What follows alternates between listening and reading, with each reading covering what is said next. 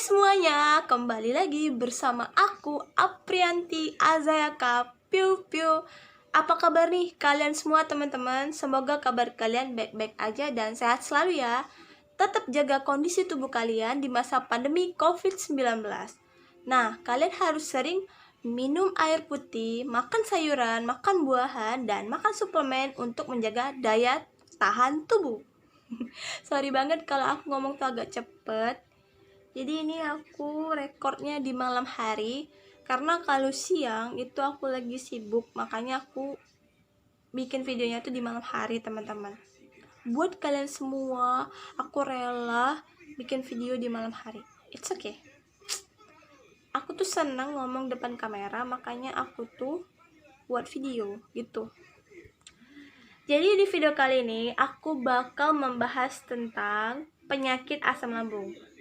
Dan ini ada beberapa hal yang bisa kalian kontrol, dan ada juga beberapa hal yang gak bisa kalian kontrol dalam mengatasi GERD.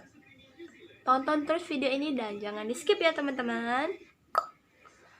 Nah teman-teman, mengenal tentang asam lambung GERD. Kenapa asam lambung GERD itu bisa muncul di tubuh kita masing-masing? Itu karena pengaruh makanan junk food, makanan berminyak, makanan yang hobi pedes-pedesan. Nah, bakmi, mie instan, bakso, sate, terus makanan yang bersantan. Nah, itu sangat dipantang oleh penderita GERD dan asam lambung, teman-teman. Terus apa lagi? Terus yang nggak boleh dimakan oleh penderita asam lambung GERD seperti kita yaitu ketan. Nah, kenapa ketan? Karena ketan itu bisa membuat asam lambung kita naik ke kerongkongan. Nah, jadi ada beberapa hal yang bisa kita kontrol dalam diri kita sendiri, yaitu yang pertama, mindset GERD untuk sembuh. Jadi kenapa? Kita tuh mempunyai pola pikir. Jadi pikiran kita tuh seperti ini. Kita harus yakin, mensugesti diri kita sendiri bahwa kita bisa sembuh dari penyakit asam lambung GERD ini ya teman-teman. Jadi kalian tuh nggak boleh putus asa dan harus tetap semangat dalam menghadapi penyakit GERD asam lambung, disertai juga kecemasan. Karena jujur aja, kalau orang yang sakit GERD dan asam lambung ini nggak bisa keluar rumah. Kenapa aku bilang kayak gitu? Mereka selalu panic attack, mereka selalu cemas, mereka selalu kayak setiap saat tuh waspada gitu, ketakutan. Tapi entah juga kenapa, itu pengaruh lambung atau pengaruh psikosomatis. Biasanya orang yang sakit GERD dan dispepsia itu sering banget mengalami kecemasan yang berlebihan. Beda dengan orang normal. Mungkin setiap orang tuh pernah mengalami cemas, tetapi bagi orang normal, cemas itu hanya ambang batas normal gitu teman-teman. Nggak terlalu berlebihan seperti kita kan. Cemas tuh berapa persen lah, kayak sekitar 30% gitu kalau orang normal. Cuman kalau orang yang anxiety disorder, itu cemasnya tuh bisa sampai 90%. Dia berasa kayak takut mati gitu kan kalau kena anxiety ya. Nah terus yang kedua, trik makan sayur dan buah. Kenapa kita harus makan sayur dan buah? Sayur dan buah itu menutrisi lambung kalian, memperbaiki lambung kalian. Makanya kalian harus konsumsi sayur dan buah agar asam lambungnya nggak naik gitu teman-teman. Dan yang ketiga, kalian harus lihat jenis apa? Ayo ya. Yang ketiga, frekuensi dan jenis cemilan yang kalian konsumsi. Jadi kalian itu mengkonsumsi cemilan yang bergizi, yang berprotein, magnesium. Pokoknya yang bisa dicerna lambung lah, pokoknya yang aman lah untuk lambung kalian. Carilah cemilan itu yang baik buat lambung teman-teman, seperti Quaker Oats, oatmeal, terus buah-buahan, cemilan, pokoknya cemilan-cemilan yang aman lah bagi lambung kalian. Terus yang keempat, kalian harus atur napas kalian ketika GERD kalian kambuh. Atur napasnya gimana, Kak? Atur napas secara panjang itu lewat pernapasan perut ya, teman-teman. Jadi kalian atur napas panjang baru hembuskan lewat mulut. Gitu, teman-teman. Ya. Jadi kalian harus bisa mengatur napas kalian, karena biasanya orang yang panik itu, orang yang anxiety-nya berlebihan itu agak susah mengatur napas, karena dia jantungnya tuh menggebu-gebu, jantungnya tuh berdebar, dan itu gak enak banget. Terus yang kelima, ketika kalian makan, kalian hindari yang namanya kasur dan sofa. Kenapa? Setelah makan, kalian jangan berbaring. Kalau kalian berbaring, itu bakal terjadi reflux, teman-teman. Dan reflux itu terjadi, ya asam lambung kalian kumat. Kalau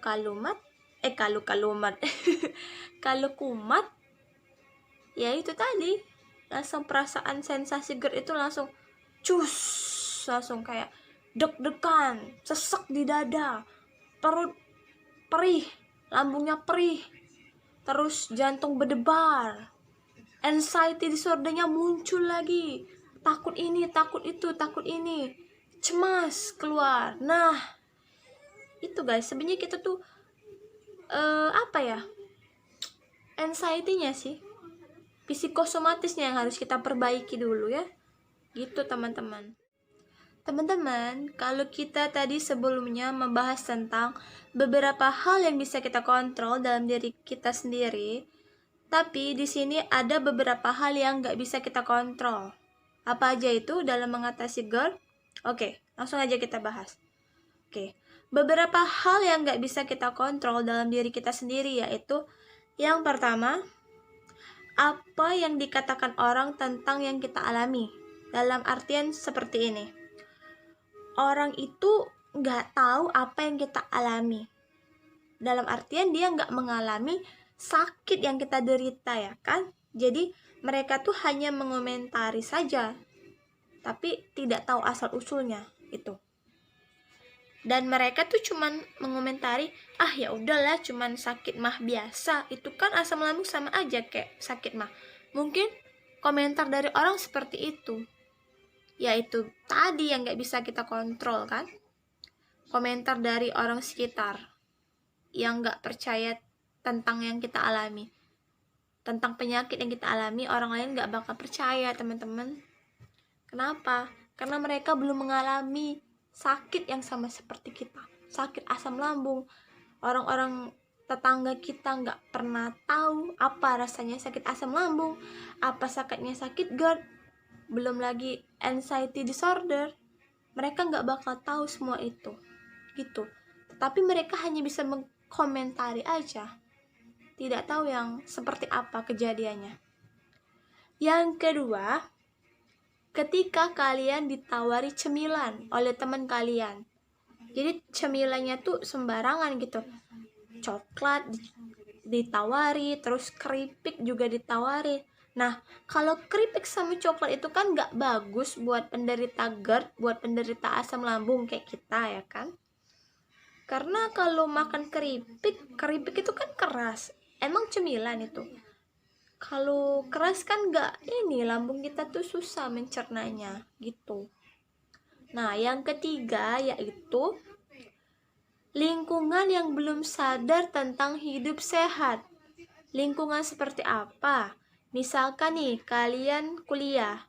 Di lingkungan kuliah kalian itu, teman-teman kalian itu masih mengkonsumsi makanan cepat saji seperti cilok, somai, batagor, semuanya yang tepung-tepungan. Dan mereka belum sadar tentang hidup sehat karena mereka belum pernah merasakan sakit GERD. Nah, teman-teman, jujur aja sakit GERD tuh gak enak, sumpah deh, gak enak. Jadi teman-teman kampus ataupun teman-teman kantor, lingkungan kampus, mereka belum sadar tentang hidup sehat. Mereka masih mengkonsumsi junk food, makan gorengan, makan yang berminyak, makan yang pedas. Sedangkan kita, karena kita udah duluan terkena penyakit GERD ini, kita tuh lagi mengantisipasi gitu. Ini makanan bagus nggak ya untuk lambung aku? Ini makanan nanti aku kambuh lagi makan ini, ya kan? Nah, gitu teman-teman. Oke. Yang keempat, nah, jauhi sofa dan kasur. Kenapa? Karena itu bisa mengundang kalian buat rebahan nih. Ayo, siapa di sini hobi rebahan habis makan? Jangan lagi ya.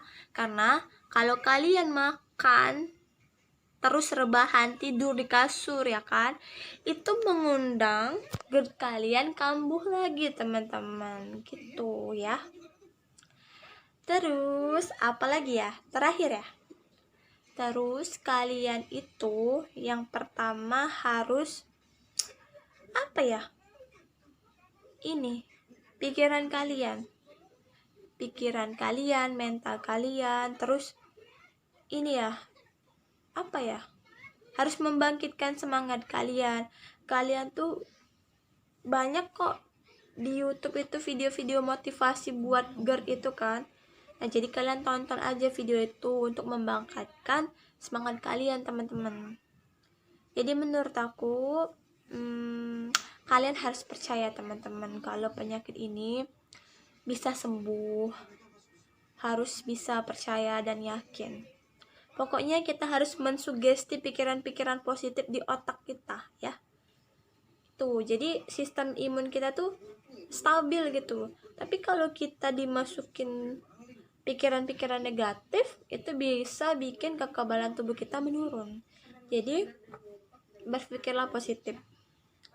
Walaupun ngusir anxiety itu agak butuh proses gitu kan. Nggak enak banget sih emang. Kena anxiety disorder, panic attack, itu kayak gelagapan gitu loh. Kalian ada nggak kayak aku gelagapan gitu? Padahal sebelum sakit kalian masih sehat dulu, nggak pernah ngerasakan cemas yang luar biasa. Itu teman-teman. Oke, sekian dulu video dari aku. Semoga video dari aku bermanfaat buat kalian semua.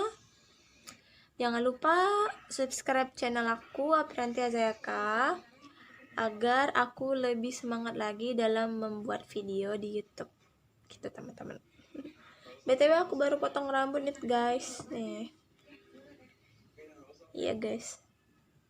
Mau tahun baru jadi potong rambut guys. Untuk membuang apa ya? Membuang penyakit gitu ya. Aku nih tahun 2020 ini banyak cobaan. Cobaannya ya itu tadi, sakit asam lambung. Aku tuh divonis dokter itu sakit GERD itu tanggal 1 April 2020. Dan itu yang agak parah itu pas bulan Mei. Aku kayak mau pingsan gitu loh guys. Kelingan mau pingsan. Dan itu nggak enak banget guys. Oke, sekian dulu video dari aku. Subscribe ya channel aku. Dan kalian bisa follow Instagram aku @apriazayaka. Nanti aku bakal follow back buat subscriber aku. Bye bye. See you in my next video. Bye bye.